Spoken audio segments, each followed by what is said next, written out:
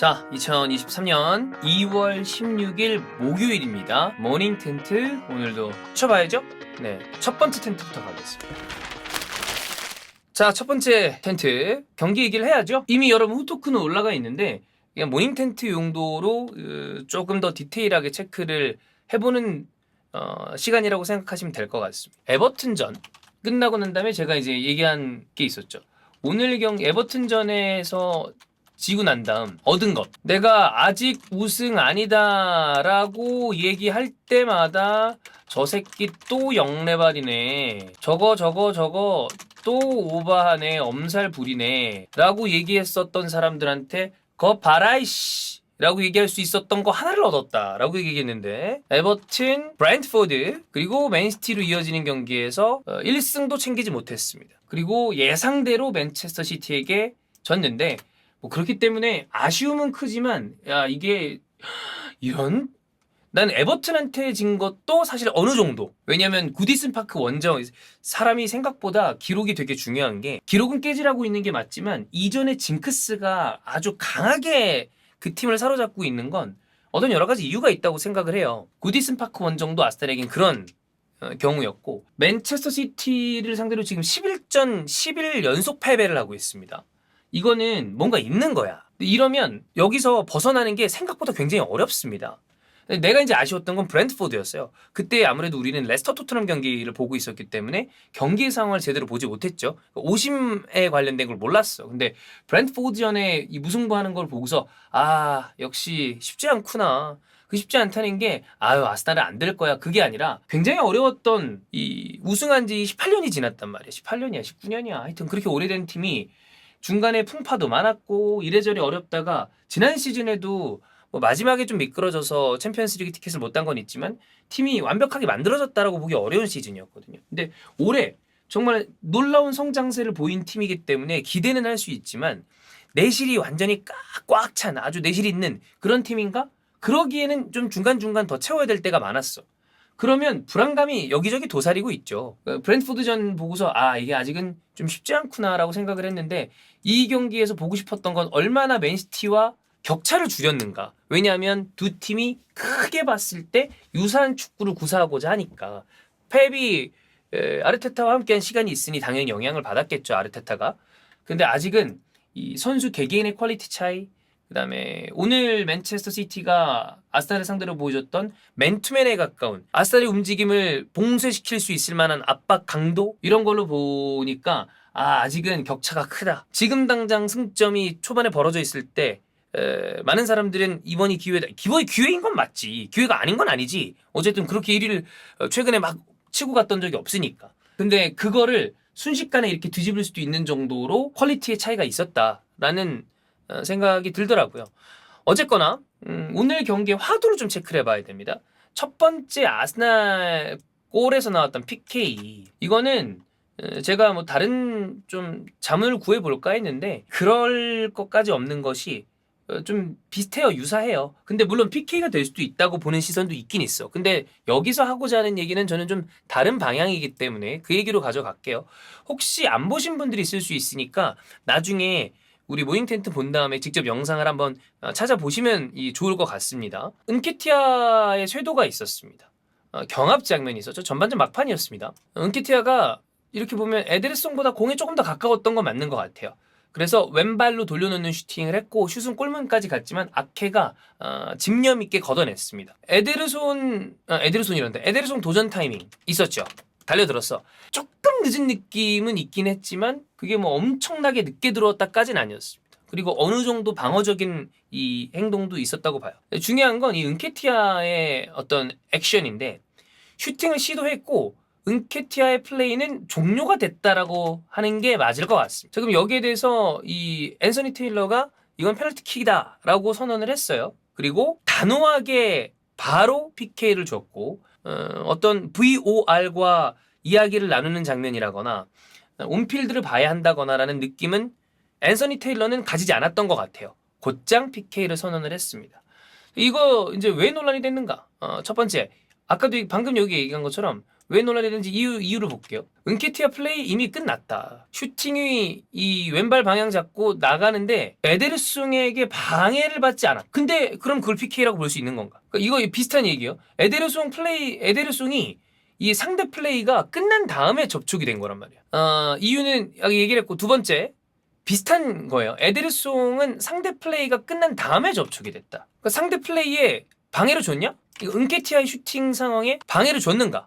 아까도 얘기했지만 슈팅은 이미 방출이 됐어. 방출이 됐는데 그 다음에 컨택이 있었기 때문에 플레이 방해를 주지 않았고, 그 다음에 이거는 뭐 그냥 제 느낌인데 나름대로 에데르송도 좀 피하려는 액션이 있지 않았나? 접촉을. 그런 부분이 있었다. 그러니까 접촉이 있으면 경합인데 경합이 타이밍상 공이랑 완전 무관하게 상대 플레이에 방해를 줬으면 반칙은 나올 수 있었어요. 근데 이거는 그런 상황이라고 보기가 어렵기 때문에 이 PK가 나온 거에 대해서는 맨체스터 시티나 골키퍼 입장에서는 이게 맞나? 가혹한가? 라고 느낄 수 있는 부분이 크다는 거죠. 그래서 저도 아까 얘기했지만 이거는 PK를 줄 수 있는지 얘기하기 위해 난 PK가 아니라고 본다. 근데 PK라고 보는 시선도 있긴 있더라고. 해외 쪽에서 보니까. 근데 제가 이 얘기를 다른 방향으로 끌고 가려고 그러는 건 뭐냐면, 제 생각을 정리하겠습니다.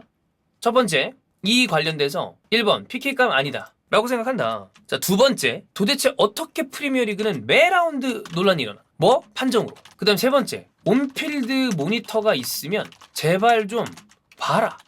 이번 테일러는 보니까 아예 본인이 확신을 가지고 PK를 분 것 같아요. 근데 이 지금 상황이 비교적 이야기가 덜 나오는 이유 뭐냐? 맨시티가 그냥 이겼잖아. 만약에 이 경기가 무승부나 아스날 승으로 끝났으면 이 얘기가 훨씬 더 저는 많이 나왔을 거라고 보는데, 맨시티가 이겼기 때문에 이 얘기는 그냥 아마 지나갈 가능성이 커요. 그러니까 이 VAR과 관련해서 어쨌든 VAR은 어시스턴트죠. 그러니까 도와주는 거예요. 도와주는 건데, 이전에 프리미어리그가 뭐가 문제가 됐었냐면 VOR이랑 교신을 하는 게 들려. 근데 옵사이드 장면이 아니야. 옵사이드는 여러분 굳이 온필드를 볼 이유가 없어. 근데 그건 있어. 해석의 여지가 있는 관여나 그런 부분은 체크를 해봐야 돼요. 근데 그게 아니라 선 그으면 끝나는 거는 굳이 온필드를 뭐하러 가서 봐? VAR에서 얘기해주는 거대로 가면 되는 거지. 근데 그게 아니라 주심이 어쨌든 결정을 해야 되는 파트가 있잖아. 근데 VAR 어시스턴트는 도와주는 겁니다. 근데 예전에 프리미어리그 초반에 그런 적이 있었어. 주심은 주심대로 판정을 해요. 근데 보니까 뭔가 어떤 이 상황에 대해서 VOR의 얘기를 막 들어. 끄덕끄덕끄덕끄덕 해. 그런 다음에 갑자기 삑 하고 뭘 해. 그거는 주심이 선택을 한 게 아니라 VAR에서 반상회를 했는지 뭘 했는지 지들끼리 얘기를 한 다음에 결정을 해서 야 이거야 한 다음에 그 전달을 주심한테 하고 주심은 그거를 공표했을 뿐이죠. 그럼 내가 그때 한 얘기가 뭐냐면, 그럼 이거는 이 경기에 주심이 2명이다. VAR에 있는 사람도 판정을 내리고 필드 위에 있는 사람도 판정을 내리고. 근데 그렇게 하라고 만들어 놓은 게 아니야. VAR은 어시스턴트이기 때문에 야 이거 네가 한번 체크해봐야 될 것 같아. 여기에 이런 장면이 포착이 된다. 의심되니까 온필드 모니터에 가서 이걸로 보라고. 그 다음에 네가 본 다음에 네가 최종 판결을 내려. 그래야 어시스턴트와 메인 주심이 되죠. 근데 여기는 문제가 뭐냐면 존나 안 봐. 그러니까 만약 나는 그것도 있어요. 그 주심들이 그 VAR에 너무 의존해서 당연히 앞에서 봐야 되는 것조차 VAR을 보려고 하는 건 주심의 역량이 저하될 수 있는 우려점은 있다고 봐. 근데 그 이전에 일단 VAR을 도입한 건 정확한 이 판정을 하기 위해서 속도감도 중요하지만 끊기는 거 스포츠적으로 별로야. 그런 거보다도 우리 오심으로 인한 피해를 줄이자. 왜냐면 옛날에도 오심으로 피해를 많이 보고 그랬지만 요즘에 오심으로 피해를 봐. 예를 들어. 근데 그 팀이 져. 요즘엔 1패가 옛날보다 훨씬 더 금전적인 피해로 연결돼서 커지는 경우가 많죠.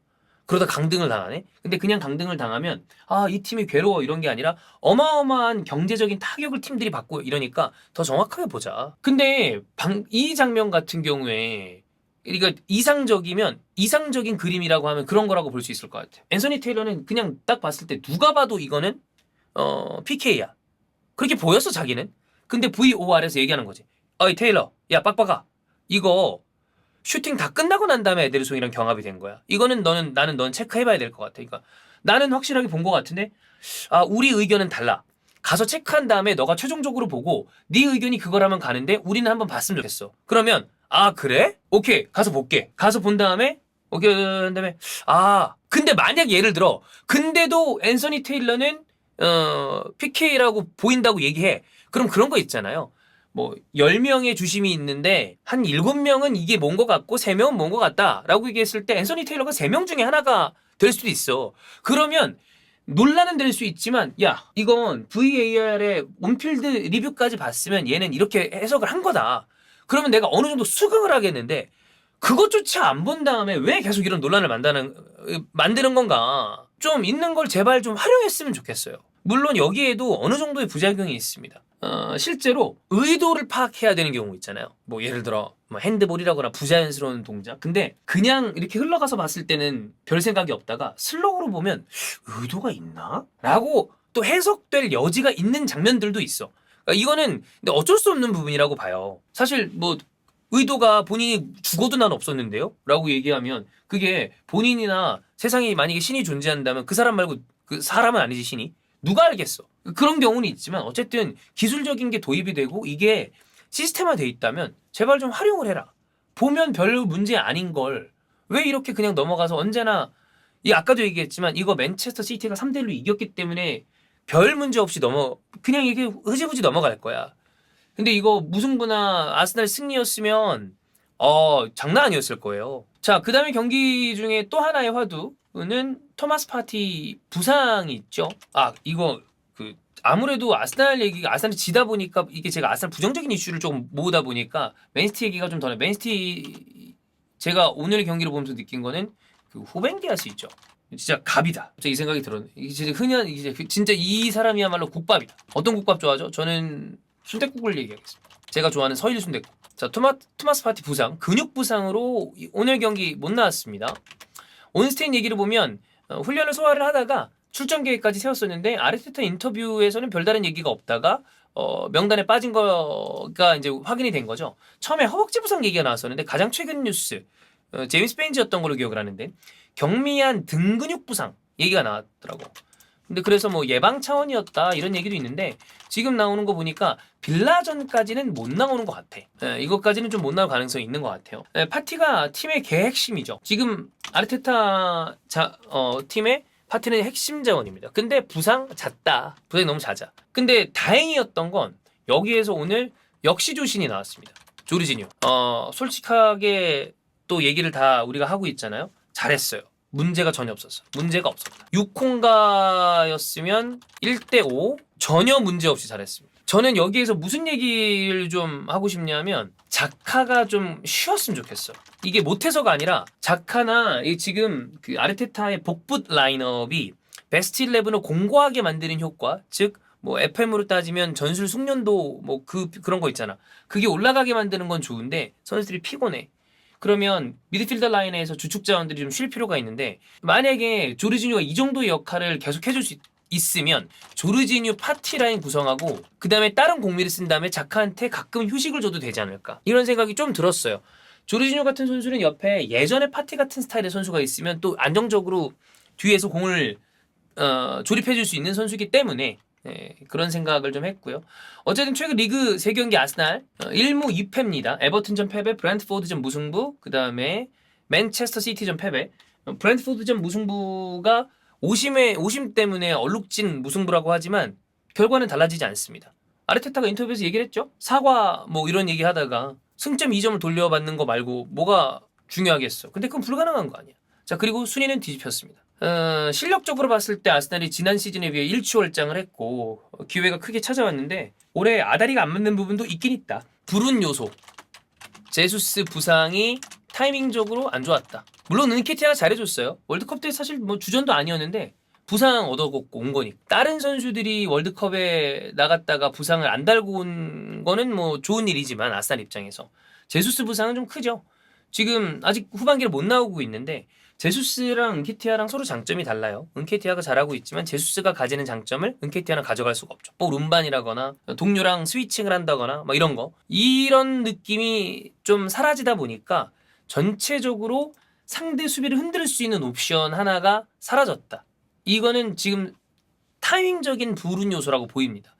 두 번째는 이거는 뭐 아스날 팬들 사이에서 할 수 있는 얘기인데 에버튼전의 타이밍.